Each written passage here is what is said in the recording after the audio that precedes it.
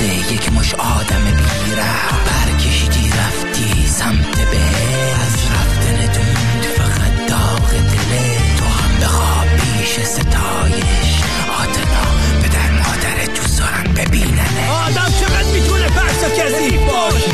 آخه تجاوز به دختر 7 ساله، آخه چقدر میتونی بیشرف باشی تو؟ اون بچه است، تازه اول راهه. چرا نفس کشیدن ازش گرفتی؟